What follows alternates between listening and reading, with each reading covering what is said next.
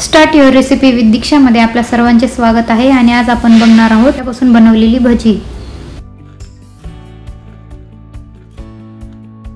मी इथे कोथिंबीर घेतलेली आहे। कोथिंबीर बारीक चिरून घ्यायची आहे।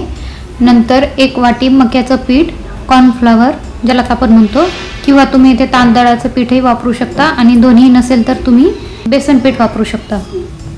आता मी चिमूटभर इथे खायचा सोडा घेतला आहे। खायचा सोडा हा ऑप्शनल आहे। हळद घ्यायची आहे आणि चवीनुसार मीठ घ्यायचं आहे। मिरच्या, जिरे आणि 4-5 लसणाच्या पाकळ्या। तुम्ही चिमूटभर ओवाही टाकू शकता। ओव्यानेही खूप छान चव येते भज्यांना। नंतर आता मी एका मक्याचे दाणे काढून घेतलेले आहे। आता आपल्याला हिरव्या मिरच्या, लसूण आणि जिरे वाटून घ्यायचे आहे। आता जे आपण मक्याचे दाणे काढले आहेत त्यांना आपल्याला हलकसं ऑन ऑफ मोड वरती फिरून घ्यायचं आहे मिक्सर मधून, कारण की भजे तळताना ते अंगावर उडतात, ते फुटतात, त्यामुळे आपल्याला ऑन ऑफ मोड वरती बारीक करून घ्यायचं आहे। अशा प्रकारे आपल्याला ऑन ऑफ मोड वरती करायचं आहे। खूप जास्त पेस्टी नाही बनवायची आहे, थोडं हलकं फिरून घ्यायचं आहे। आता आपल्याला यामध्ये मक्याचं पीठ टाकायचं आहे। मक्याचं पीठ जसं जसं लागेल तसं टाकायचं आहे। आता वाटलेलं वाटण टाकायचं आहे। नंतर हळद टाकायची आहे, चवीनुसार मीठ आणि बारीक चिरलेली कोथिंबीर। तुम्हाला वाटल्यास तुम्ही येथे खायचा सोडाही टाकू शकता। खायच्या सोड्यामुळे जी भजी बनवणार आहोत ती आणखी जास्त खुसखुशीत होतात। सर्व चांगलं एकत्र मिक्स करून घ्यायचं आहे। यात पाणी टाकायची काही गरज नाही, कारण जे आपण मक्याचे दाणे बारीक केले आहेत त्यामुळे ऑलरेडी त्याला पाणी येते, त्यामुळे सगळं व्यवस्थित करून घ्यायचं आहे। पाणी टाकायची काही गरज नाही।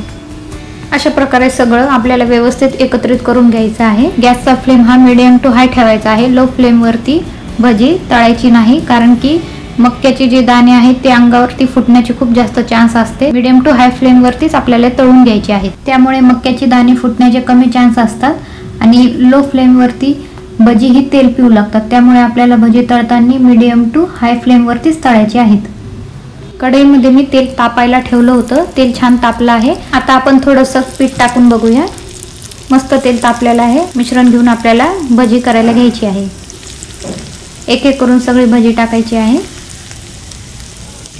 मक्याचे दाणे जरी आपण वाटून घेतले आहे तरीही एखादा अर्धा राहतोच, त्यामुळे तो अंगावर उडण्याची शक्यता असते, त्यामुळे थोडंसं काळजी घेऊन टाकायचं आहे। भजी छान गोल्डन ब्राऊन झाली की आपल्याला त्यांना काढून घ्यायचं आहे। तुम्ही बघू शकता भज्यांना किती छान टेक्स्चर आलेलं आहे मक्याचं। अशाच प्रकारे आपल्याला बाकीचीही भजी करून घ्यायची आहे। कांदा न कापता कांदा भजी कशी बनवायची याचा व्हिडिओ मी टाकलेला आहे, तुम्ही नक्की चॅनलला जाऊन बघा। आपली मक्याची कुरकुरीत भजी एकदम तयार आहेत। तुम्ही खाऊन बघू शकता, तुम्ही नक्की ट्राय करा। खूप छान अशी मक्याची भजी बनतात। तुम्हाला मी एक खाऊन दाखवते की किती छान तो कुरकुरीत बनलेला आहे। अशा प्रकारे आपली मक्याची कुरकुरीत भजी ही तयार झालेली आहेत।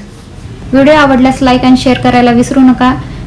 चॅनलवर नवीन असाल तर चॅनलला सबस्क्राईब केले नसेल तर नक्की करा। व्हिडिओ कसा वाटला कमेंट सेक्शनमध्ये नक्की सांगा। थँक्यू।